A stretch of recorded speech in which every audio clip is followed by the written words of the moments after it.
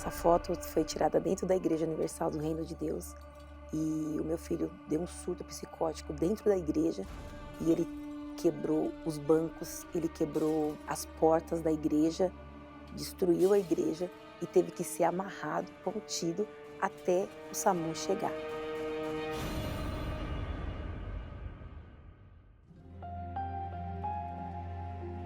Eu me recordo que ele, quando pequeno, eu apresentei ele no altar.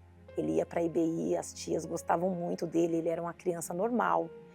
E conforme ele foi ficando adolescente, o mundo foi brilhando para ele. Dentro de mim já estava o desejo pelo mundo, que eu vi os amigos ali comentando sobre as festas sociais, eu vi eles rindo. Foi na onde eu conheci a bebida, e da bebida eu parti para maconha. Eu começava a sair dia de quinta-feira e só ia parar na segunda, na quarta. E isso machucava, né? Porque, poxa, você cuidou, você teve um filho só e ainda por cima você vê o seu filho numa situação dessa.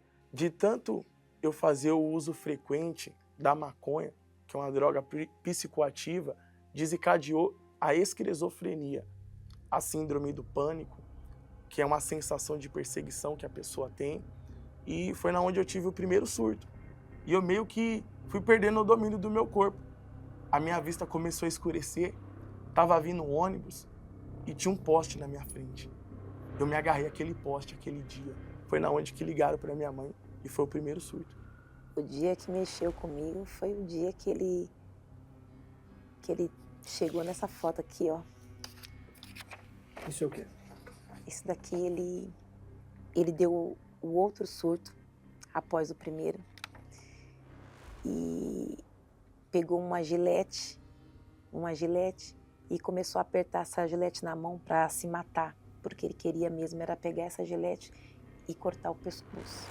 Aí o desespero entrou, me pegou, eu fiquei desesperada. O pai chorava de um lado e eu chorava do outro. Olha o jeito que ele chegava em casa, desse jeito, todo sujo, virado de dias, usando droga e bebendo, e ao ponto de quase ele beber a própria urina. Sempre tinha que ter algo para a gente poder estar contendo ele, estar amarrando ele, tanto na perna como no braço, entendeu? Tinha que se amarrar, porque se não amarrasse ele, ele ia tentar contra a própria vida dele. Era desgastante, mas eu tinha que perseverar. Eu fazia propósitos de pegar a camiseta dele e batizar a camiseta dele, como se estivesse sendo ele sendo batizado. E quanto mais eu lutava, pior ele ficava.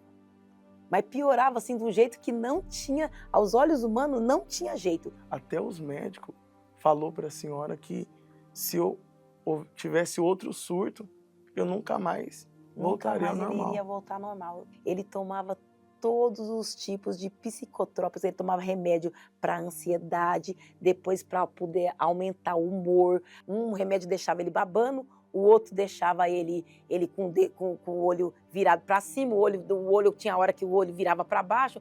Era uma confusão de medicação. E nos momentos que eu ficava lúcido, eu voltava a usar droga. Deu PT no Alexandre, ô Zezinho. Daqui a pouco tô levando ele embora, mano. Não saio mais com ele. O cara dá trabalho, de verdade, mano. Olha como ele tá.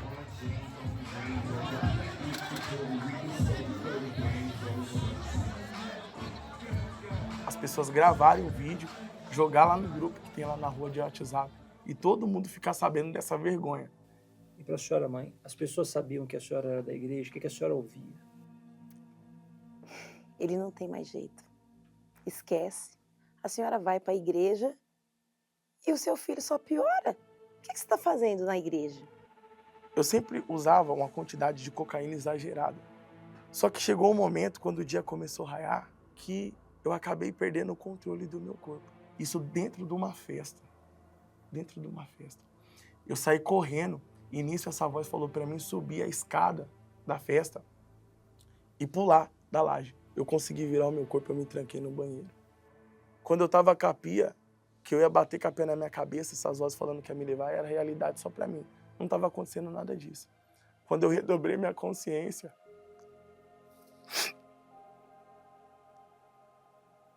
aquele dia Deus me deu mais uma chance. Eu caguei nas calças, aquele dia foi uma extrema vergonha, muita vergonha. Aí eu abri a porta do banheiro, eles entraram, me abraçaram e eu nunca imaginei fazer minha família passar por isso, nunca, nunca, nunca.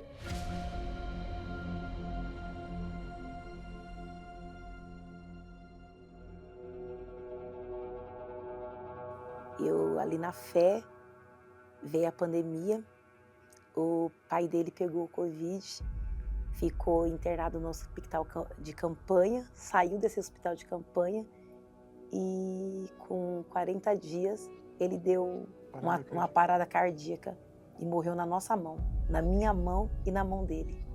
Quando eu vi meu pai naquele chão ali, eu falei, meu Deus, acabou. O prazer pela vida, acabou a razão de viver. Meu pai tá morto. Quando eu vi a situação, que eu estava sozinha, que eu me vi ali, que ele tinha sido enterrado, e eu olhei para o Alexandre não me conhecia. A cabeça do Alexandre deu um nó, ele não me conhecia. Ele olhava para mim, cadê a minha mãe? Vai buscar minha mãe, mulher, vai buscar minha mãe. E começava a gritar.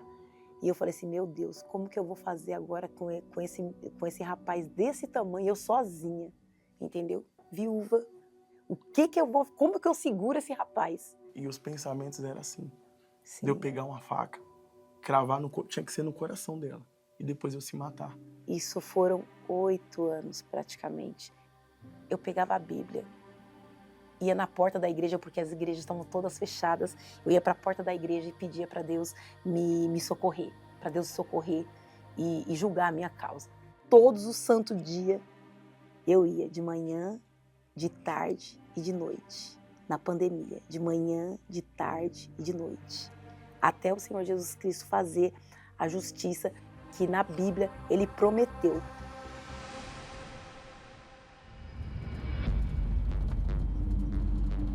Teve um dia que a gente estava voltando de uma consulta, ele saiu correndo, ele desceu do ônibus, saiu correndo no meio da avenida, e saiu correndo no meio dos carros, gritando.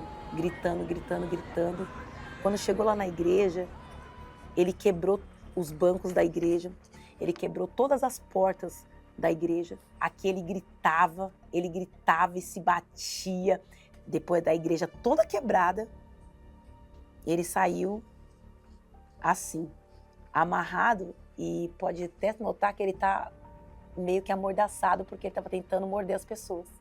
Aí ele foi internado na ala de psiquiatria de um hospital. Chegando lá, ele mordeu a enfermeira. Aí a lágrima rolou.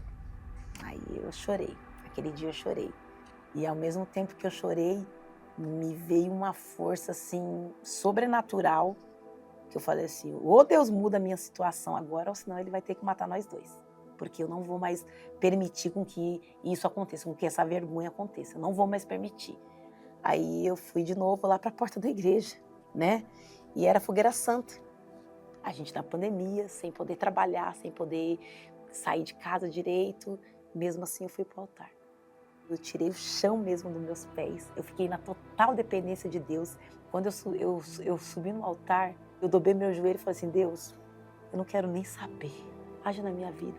Eu quero a sua justiça manifesta na minha vida. Quando eu desci do altar, ele estava manifestado. O pastor expulsou lá aquele demônio. Ele, mãe, eu tô livre, mãe, eu tô livre, mãe, eu tô livre. Daquele dia em diante, o Alexandre começou ele foi largando os remédios. Ele mesmo tomou a decisão de largar os remédios, entendeu? Ele foi largando um por um. E foi na onde começou minha luta. Eu comecei a frequentar as reuniões de quarta, de sexta, de domingo. E eu propus isso dentro de mim, através da fé dela, né? Eu entendi que o quê? Se eu usava droga todo dia, eu vou pra igreja todo dia, meu cara. E a gente tinha que lutar agora para ser batizado com o Espírito Santo, né? Aí ele, mãe, eu quero buscar, eu quero me batizar de novo e eu quero receber o Espírito Santo.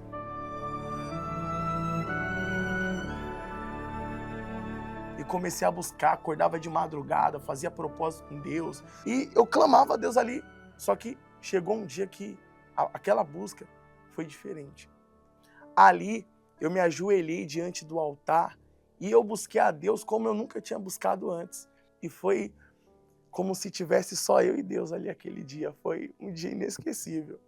Veio a certeza, uma alegria dentro de mim que eu era filho de Deus. Aquele dia Deus confirmou dentro de mim, através dessa alegria.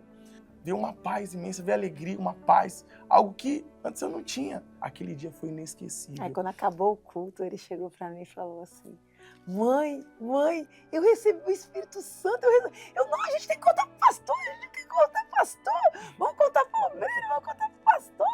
Foi uma felicidade, como se tivesse recebido. Foi realmente, ele recebeu o maior tesouro, a coisa mais preciosa, a riqueza maior que tem na face da terra, que é o Espírito Santo. O que passou na cabeça da senhora quando a senhora ouviu, depois de tudo que a senhora já tinha ouvido? Acabou tudo, todo o seu sofrimento acabou. O Senhor Jesus justificou cada lágrima que eu derramei. O Senhor Jesus, ele colheu cada lágrima que eu derramei para poder regar aquele testemunho daquele dia que ele foi batizado com o Espírito Santo. Porque eu sabia que ali nunca mais ia haver lágrimas. Deus, ele julgou a nossa causa. Ele fez justiça dele, prevaleceu na nossa vida. Quem semeia em lágrimas voltará feliz, secando cada entrega que chorando fez, alegre até o fim. Quem semeia em lágrimas. E para fechar com chave de ouro, a gente chegou até aqui esse dia. Essa foto aqui é uma foto que vai ficar marcada para o resto da nossa vida. Então quer dizer que mãe e filho foram levantados obreiros no mesmo dia? No mesmo dia. Esse dia passou um filme na minha cabeça. Conforme a gente subia as escadas. De cada luta, eu agradeço muito, primeiramente, a Deus e a senhora, mãe, por não ter desistido, mãe. Eu imagino quantas madrugadas, eu imagino ali tudo que a senhora ouviu de tantas pessoas. E hoje, pela misericórdia de Deus, hoje a gente poder ajudar outras famílias que passam por tudo aquilo que a gente viveu. A gente seja essa pessoa que estende a mão. É glorioso. Em tudo que Deus